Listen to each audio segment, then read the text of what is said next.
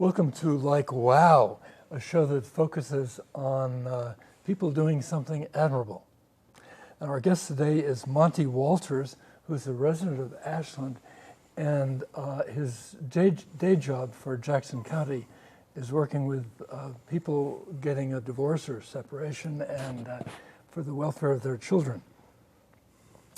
And in his private practice, he's a somatic experiencing practitioner and also did Hakomi training, Hakomi being the first show on this series, the first episode in this series, with Ron Kurtz, who is responsible for starting Like Wow. That was the first interview. You studied with him. Well, I studied more with John Eisman. That was one of his students. And I have this theory that if you really want to get a body of knowledge, you go for someone one generation down from the originator. Because the originator gets like a revelation. Yes. And they're caught up in it, and all of the nuances of what it means is just inherently true to them. So they don't fill in the details. But you go one generation down, and those folks are going, how did Ron know that? Right? And so they have to articulate it, especially when they try to teach somebody else. Yeah. So I studied with John more than Ron because John was Ron's student and had to articulate what John just knew, or what Ron just knew by feel. Yeah. And the same way with somatic experiencing. Peter Levine developed it, and Steve Hoskinson is one of his primary students. He likes to talk about carrying Peter's luggage when he would travel around Europe and just sit there and watch him and try and figure out, how does he do that? And so the process of figuring it out for himself turned him into a good teacher of it. So you find, I've worked as a book creation coach. Yeah. And you find the same thing with writers. Yeah. Because it's in them. Yeah, like you can wake up in the middle of the night. There's a physical feeling when you're about to have a poem. There's a way it can be like bubbling up before the words are even bubbling up. And you're talking from your own experience here. Yeah. That there's something that's got to give. It's like a sensation like that. And so you can't explain that to someone that's not into writing. But to teach them that, you can catch them in one of those moments when there's something about to give, something that they're bursting to articulate, and then help elicit it and help them notice what the feeling was like just before they started. You see? So that's part of what somatic experiencing is about. And this is the Peter Levine work that you studied with. Right. His Primary. Yeah. I was amazed that in your biography, it talks about preventing trauma as well as healing trauma. How do you do that? Well, our nervous systems, so let me see if I need to step back a little. Somatic experiencing is a type of therapy that's designed, that's focus is on helping people resolve trauma. But the issue in trauma isn't the event, okay? If you think of gazelles, and they're running around on a savanna, and on a daily basis, every once in a while, somebody in the herd gets eaten, and the whole herd has to run, right? And periodically, if you're a lucky gazelle, you're the one that ran, and you got away. You ran fast, You ran fast, right? Well, gazelles aren't going around like this all the time, right? They're not suffering from the trauma of periodic instances in which their life is on the line, even though it is. And why is that? Because their nervous system is developed enough that it has an instinctual array of responses to those kind of events, and a capacity to generate a ton of energy that is available and activated and used in the run. And if there's any left over, is discharged afterwards. There's this thing called pronking. Pronking. I'm coming back to how this relates to preventing trauma. But pronking is this kind of almost spastic, jerking, weird. If you're a gazelle, you're up off the ground doing this, right? So how long do they do this? Not very long. Maybe a minute. If you do something very expansive, full on for a minute, that's a lot of energy expansion. Well, all that energy gets dissipated. When that's dissipated, the physical, hormonal, endocrine level responses to relief kick in, and they settle down and go back to grazing. And because they don't have a cognitive memory that's capable of generating images, or language that's capable of generating a narrative, when it's over, it's over. Whereas we hold on by memory?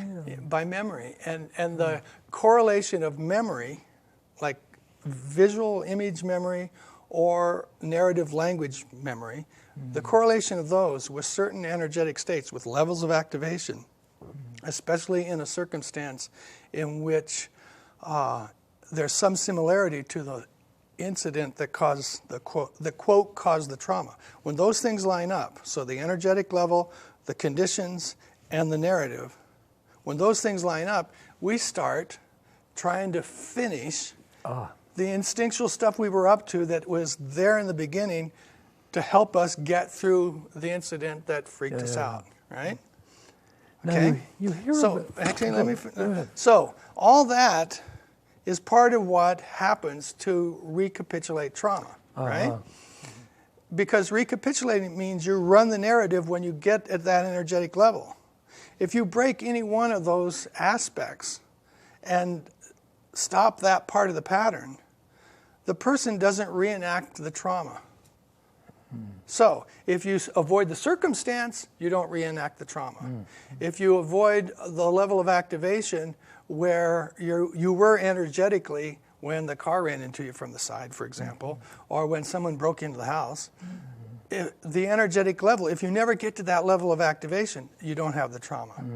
If you change the narrative, you don't have the trauma. Here's the really tricky part.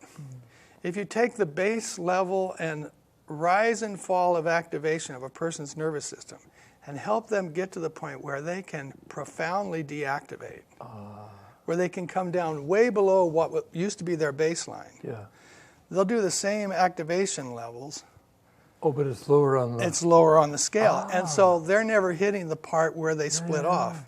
And they have their whole human range. The variability is there, but not the... Right. Interesting. So that's part of how you can help people. So one way you can help people not reenact trauma is help them learn to deactivate enough.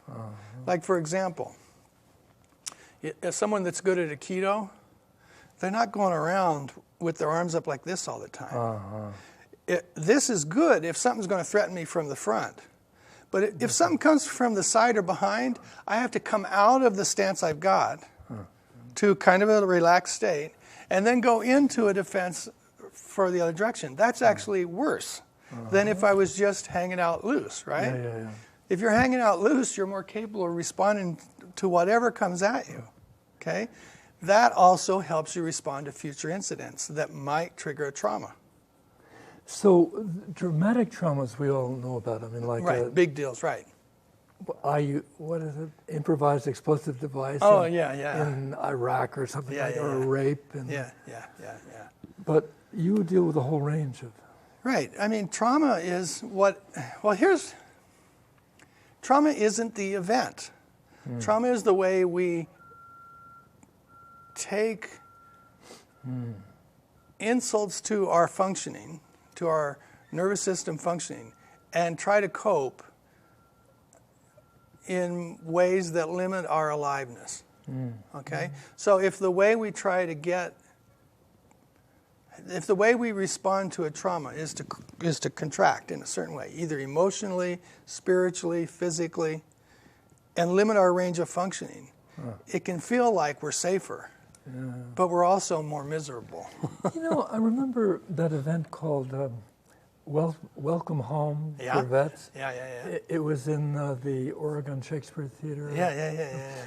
Okay, the first speaker, or one of the first speakers, emptied his backpack on the stage, and all kind of medicine bottles, prescription medicine bottles. And he said, anybody want a party? And everyone laughed, but it wasn't very funny. Yeah. Because he said, I'm medicated for your protection. Now that doesn't sound like healing trauma. It sounds like Right. That's tamping it down. Yeah. That's a chemical straitjacket. Chemical straitjacket. Yeah. And sure, that kind of thing can work in the sense of it leads to a sedated being, right? But it's not the range of functioning that we're designed for. And we're designed to be fierce in some circumstances. Okay? We're designed isn't, we've evolved fierceness to cope in certain circumstances. Recognizing the difference between someone shooting at you and a car backfiring is important if you're going to come home really from a war. Yeah. Which is another aspect of this. A lot of the kinds of trauma that people have the most trouble dealing with are traumas that aren't instinctually embedded. So our nervous systems have evolved to the level that we have self-consciousness, which means we have memory, which means we have language, which means we can be clever as all get out. And part of what we do with our cleverness is do things like build machine guns, right? Okay. Machine guns are not something that animal nervous systems are designed to cope with, right? So we get insults from the environment that are man-made insults. We get reactions to car wrecks that our nervous system is trying to cope with. We're not instinctually designed to deal with threats that are going 70 miles an hour when they run into us. We're not designed to deal with threats that involve bullets, right? So it taxes our nervous system's instinctual way of coping with things to have those kinds of threats and those kinds of insults to our functioning, right? And there's an intelligence that is of us and generating us. And it's not limited to just our conscious mind, all right? This might be a little far afield, but here's the point. My body is capable of a range of functioning without me thinking about it. It adjusts my temperature on my skin. It addresses my breathing. It affects my limbic system so that I can tell by a nuance of a little change in your eye focus whether I'm making sense to you or not. All that's going on, I'm not doing that, right? That's intelligence. That's responsivity, right? One of the aspects of that is human consciousness, is self-reflective stuff, right? But that intelligence can be turned to help us cope with stuff that is beyond the range of what we'd run into if we were just Cro-Magnons out on the savannah somewhere. Gotcha. So there's a way that we can cope with even the screw-ups that are the result of human civilization.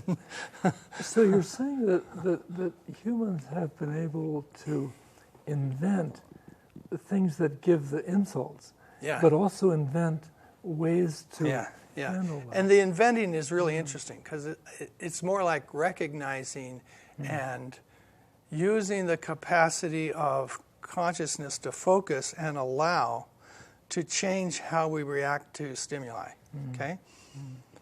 So if somebody comes in to you to a private session, how do you tend to begin? Well, the first thing, what I don't do is go, so what was it that happened to you, right? Because you have to, if talking and thinking through what happened to them would have got them out of it, they wouldn't be in my office, right? What I've got to do, first off, is assess by hanging out with them how caught up they are in constantly reenacting the unresolved issues around the trauma. So I got to watch how much they're caught up in what I'll call a red vortex. Okay, a red vortex. I use these terms, red and blue, as different kinds of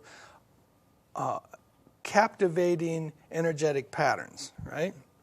And I call them red and blue because it's less weighted with bias and value, right? So I'm just going to call it a red vortex, but it kind of makes sense because it's fiery and, glowy red. But the point is, the things that disturb us and jack us up, we get anywhere near the situations that cause them or the energetic excitation level that was there when they occurred, and it's like we get swept up in them, right? Yeah. Well, people that are really profoundly thrown by a trauma, they're in that all the time. Okay? And one of the things I got to assess is how much are they like in the tug of the red vortex of the trauma that happened. And the way I test that, I do two things. And the first is really simple. I got a really interesting, some would say cluttered, office. And I have them look around. And I ask them, so if you let your eyes go where they want to go, what draws your attention in the environment? What's interesting to you, right? And they'll look around and pick up on something, they'll pick up on the plant or they'll look outside, right? And you can watch their breathing, you can watch the color of their skin, and you can watch their shoulders and see if they can deactivate some. See if they can respond to engaging with the environment and let their curiosity come out, right? If they can do that, that's a good indicator. Then I ask something along the lines of, and of all the things you're noticing, which of them really draw your curiosity or make you feel good or something like that, right? They'll notice something, and then like the blue of this cup, okay? Yeah. There's something about the blue and the white of the cup, right? Yeah. Right. And they'll notice something that's pleasing to them in the environment, and I'll ask them how they know that it's pleasing. Like, what's the sensation? In their body. That correlates with the sense of pleasure, right? Yeah. That is the pathway into their immediate sensation. You want to enter people's immediate sensation through a sense of pleasure. You always want to land on the good foot, just like James Brown said. Wow, yeah. Okay? You want to go into their immediate sensation through a pathway of pleasure and then see if they can sustain that. And if they can sustain a sense of savoring what's pleasurable or supportive or nurturing about their immediate environment and the sensations they're having in relation to that, if they can do that, then they've got a container. Then you can go over towards the tough stuff. You go over to the tough stuff after you've reinforced and met them in this kind of sense of there's something good here, there's something savory here, there's something I like about this, and that's why it's worth it to deal with the hard stuff. So give an example of going from this thing that is savored, right, and where you're connecting with the client toward what. Okay, so here's the interesting part, and this is a challenge sometimes for folks that come into a session, right? Because we'll be having a good time, and at some point in the process, they'll go, "Aren't we going to do therapy? Serious? Are we going to get serious?" Right? And I'll go, "Oh, you don't understand. This is serious, okay? Because the capacity to resonate and engage with what's pleasing is naturally self-regulating. Okay, so when you've had enough, you don't drink any more water, and then there's a settling, right? You put the glass down, and there's a settling. You might have to do 2 or 3 cycles of noticing something that's pleasurable or some kind of instinctual urge. Like I've had people come in and spend the first 10 minutes of the session deciding which chair to sit in or how close we're going to sit. But all that's them using their autonomy to set the scene in a good way. In a good way, yeah. And at the point where their system feels like that's enough now, it will bring up the disturbing stuff. No, I was talking to a vet Yeah. who'd actually been in one of these explosions. Yeah. Sudden Yeah. explosions. Yeah. And he described a so-called therapy Yeah. of where he was invited to remember the worst details Right. of the Right. explosion.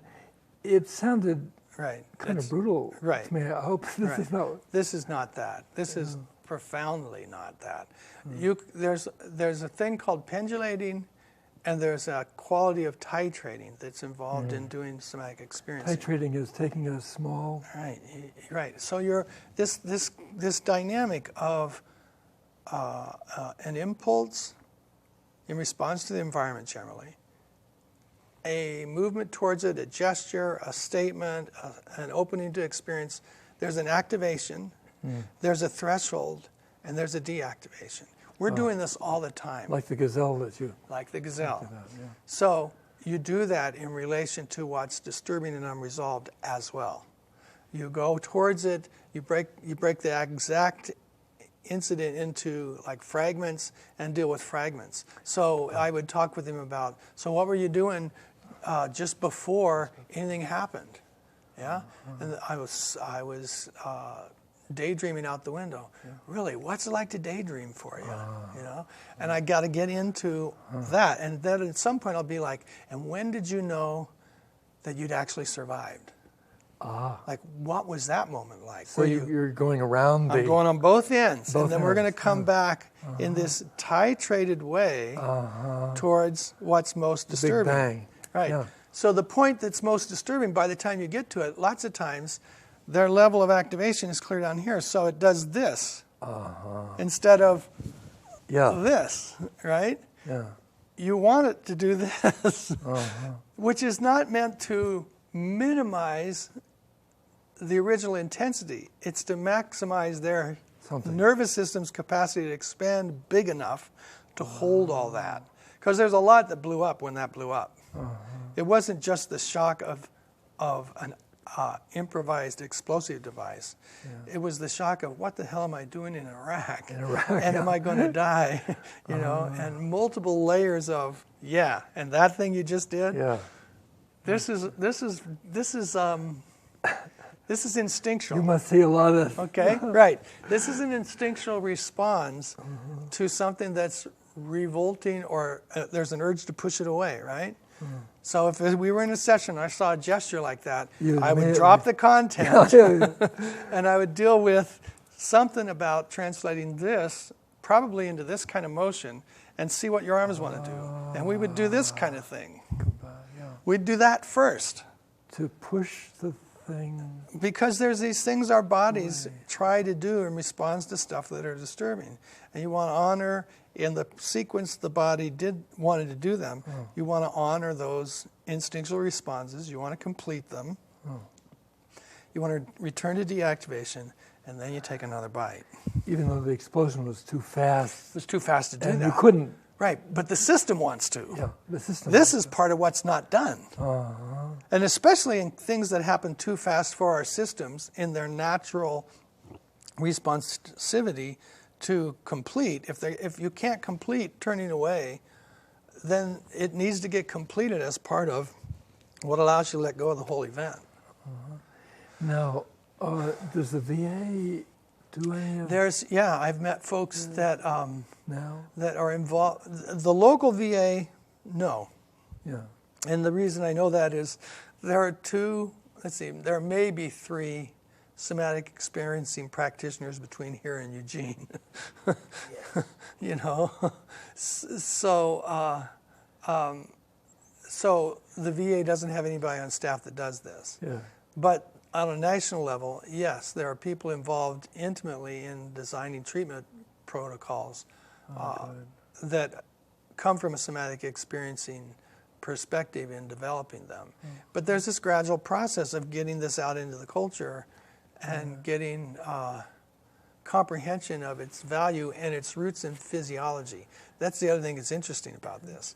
This is a psychological perspective, but it has roots in neurology and physiology and brain chemistry, which means over the course of, say, the next 10 years, given the advances we're making in like brain mapping it means this is going to get quantified.